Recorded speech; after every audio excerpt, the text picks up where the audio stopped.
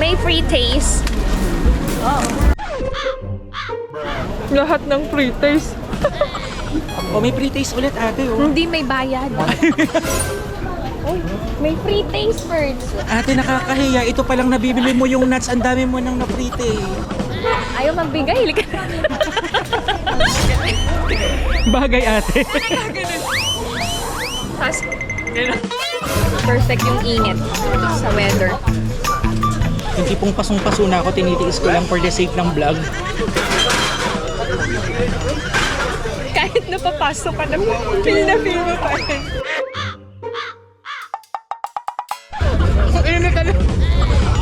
Tapos yung sabaw nito.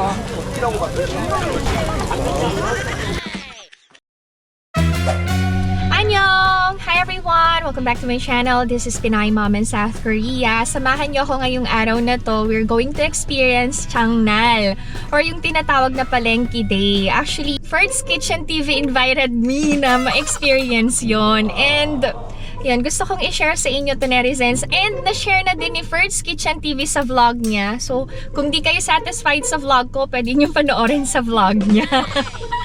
First time ko yung may experience dito sa South Korea. Pero, di ba pinapakita ko sa mga vlogs ko yung palengke date namin ng Korean family ko. So, i-check nyo may similarities ba? Anong pagkakaiba? Ganyan. Let's experience Changnal for the first time to netizens. Kaya, dyan lang kayo!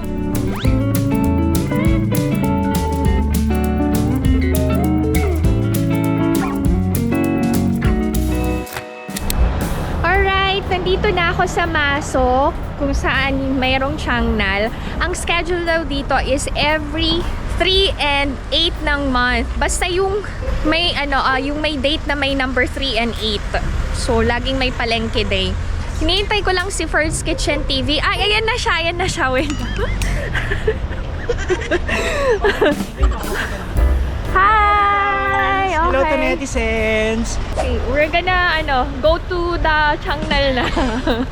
Yung street na puro vendors, no? Yes, gusto ko pa-experience kay Ate Tons yung talipapa market dito sa Korea. Ate, dito tayo tumawid. Okay, wait. Dapat sa pedestrian lane. Yeah. Ay, yung mga winter shoes na pang mga matatanda. Ay, ang cute. Pang to, pang baby, oh. Ay! Parang kasi yun sa aso ko.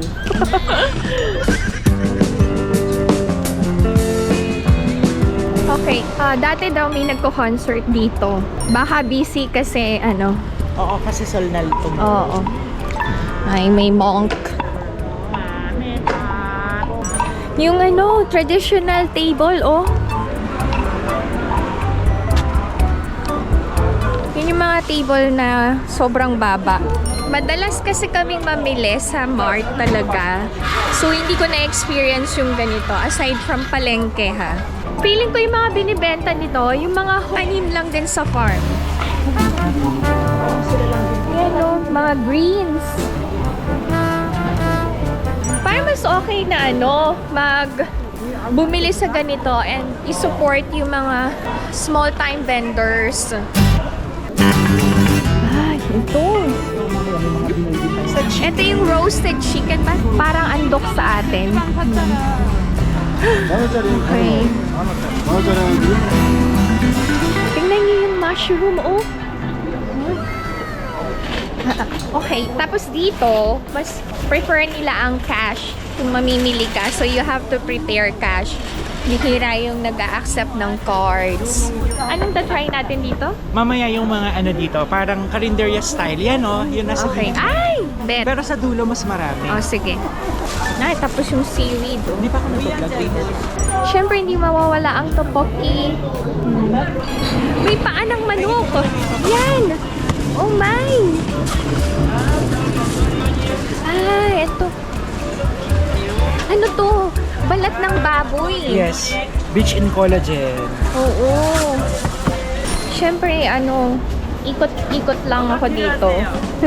Nakakatuwa. Ang daming pwedeng try na food and mabiling pagkain. Ang daming kumakain, no? Tingnan lang siya. Silat. Vlogging is life. Ay, may mga traditional candies. Olmaye, oh. 400g 6,000원, 6,000원 주세요. 6,000원. May free taste.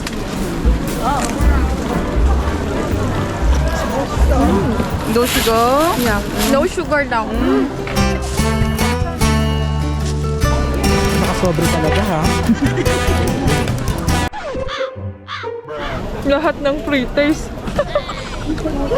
Yan tinatawag na hot dog. Very popular siya in winter.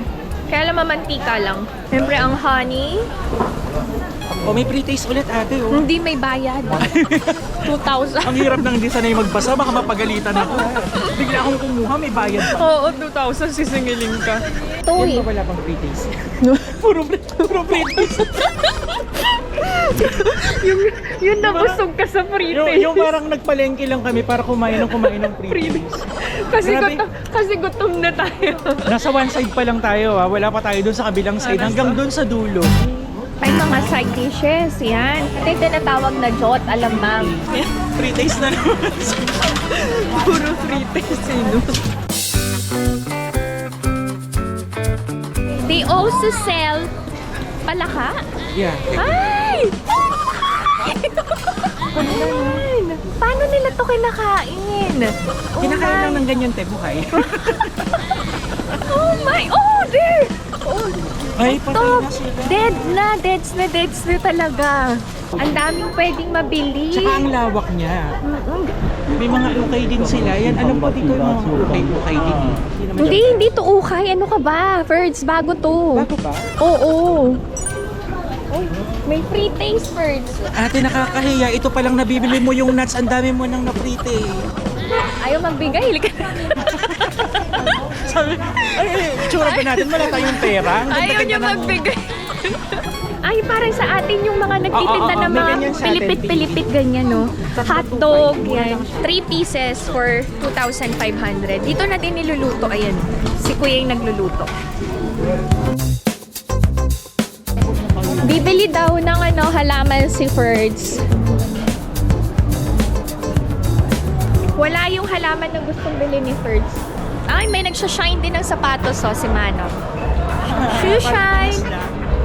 Shoe-shine! Nakakatuwa kasi para lang ako nasa Divisoria. Baguio, parang Baguio feels. Oo, Baguio feels din. Ayan, no? May mga bilao. Order na po kayo kay Perch Kitchen ng isang bilaong puto. Pero mas mahal pa po yung bilao sa puto. I remember ang lola kapag nagsasala ng bigas, di ba nagaganon? Bagay ate. Nagaganon. Tapos, gano'n. And then, we have this pang-scratch ng back. Di ba? Is it right? Hindi ko alam parang... 아저씨 이거 뒤엔 닦는 거예요? Ang sungit. Ang sungit ni Manong. Kala ko pang kamot, hindi daw. Ang sosyal ng walis tambo. Bagay sa'yo yan. I bet wala sa Philippines to. Oh, diba? Diba? Wow! Pwede ka na maging model ng walis tambo. Bagay sa'yo, Ted. Ang Sumakay ganda. ka na rin. Naging witch. Galit na si Manong. And then there's ukay birds. Uy, not bad Kay Nema. 5,001 lang. Kay Nema sa'yo, tsaka kay Alma. Pang TikTok namin. Ay, 5,001 lang. Gaganda pa, no? Oo, mga tweeds.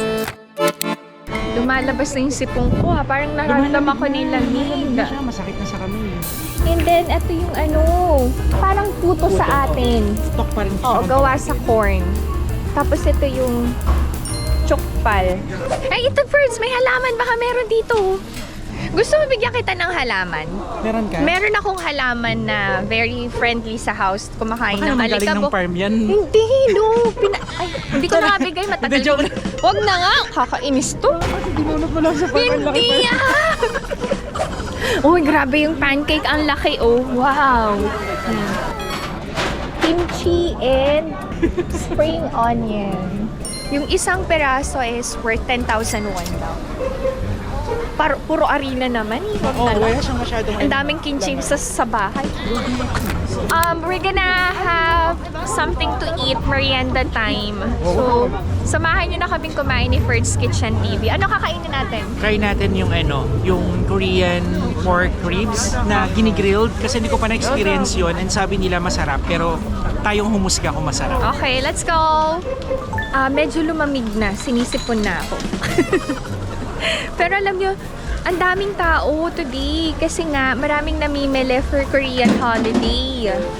Okay, nag-order na kami ng pork ribs. Isang order lang yun. And then, chansiguksu, dalawa. Yung guksu is noodles. Ito talaga yung parang pinaka street food. Rare kung ma-experience yung ganito. May mga side dishes na hindi nawawala sa Korean food. Yan. Vlogging din si Fert's Kitchen TV. Samahan nyo kaming kumain. Yes. Ay, ayan na, ayan na. May chansiguksu yan. Mainit-init pa. We have to try this while it's hot. Bagay na bagay yung init ng sabaw. Sobrang init pa ate, baka mapasok. Okay lang din. Malasa yung sabaw.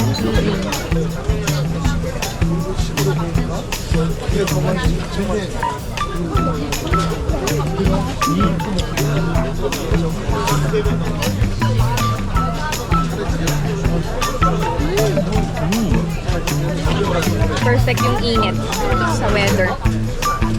Yung tipong pasong-paso na ako, tinitiis ko lang for the sake ng vlog. Kahit napapasok ka na, feel na pa rin. Nakakatuwa yung tissue. Bakit? Tingnan mo yung Fert's, nandito yung tissue. Amoy inihaw din yung tissue ate. Seryoso. Oo nga.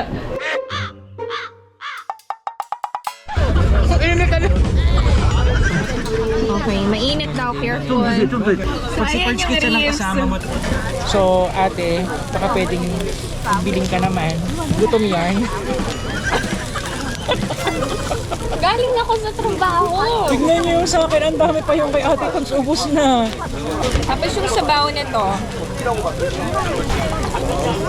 Oh my God, that's so me. Parang ang social din ng paghigop ni ate Tons, dahan-dahan. Kaya, Kasi sa mga Koreans may tunog. Ganun naman. Okay, self-service ang water. May available na cups. They're looking at us kasi foreigner kami. May available na gloves para pwede natin kamayin. Kasi may buto. Kaya sa mga hindi nakakaalam, si Fert's ay nursing grad. yes, pero nandito sa Korea at nagluluto. Yes. Ano ba? Do you consider yourself as a baker or Lahat as a kasi cook? Lahat kasi I can bake, I can cook, I can fly, I can reach the heavens.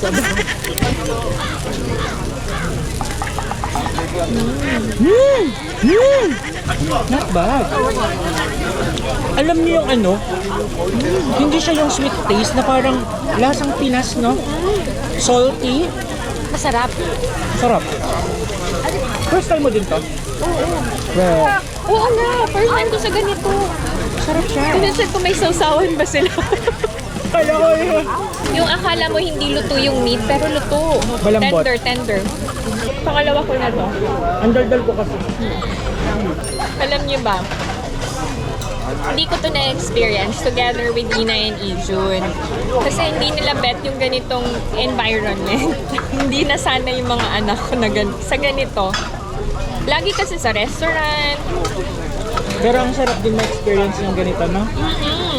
Kasi sunod, magdadala ka ng toyo mansi. Sasawa natin. Tsaka sili, chili garlic. Tapos, magmamarinate na rin ako ng liempo. Sayang kasi yung baga. At least nabusog na tayo, nakalibre pa tayo sa ihawan, di ba? Nakakahiya. Ayoko ng gano'n. Hindi ako sasama. Siyempre, they keep on staring at us. Kaya nga. Yun nasa likod mo nga, tingin ng tingin sa'yo eh. Hindi ko alam kung nagagandahan talaga sa'yo or naiingayan sa atin. Pero alam mo, sabi nila, hindi daw masyadong masarap. Pero ako nasarapan. Tinatanong ko kasi sa ibang Pinoy na nakakain.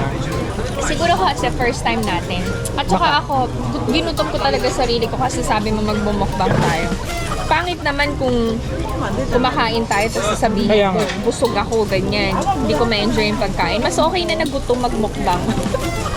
Noy, thank you for letting me experience this. Thank you for inviting Salamat me. dun sa pagsama sa akin, ate. That's it.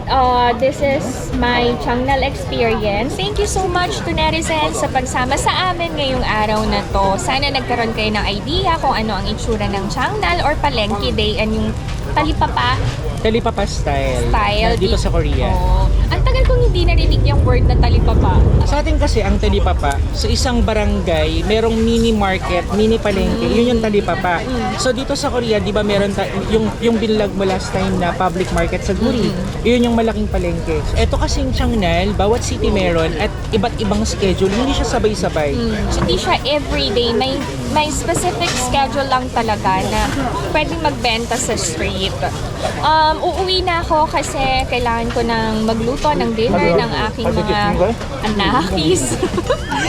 So thank you so much once again to netizens. I hope that you enjoyed watching, and if you are new to my channel, please consider subscribing, like, and share.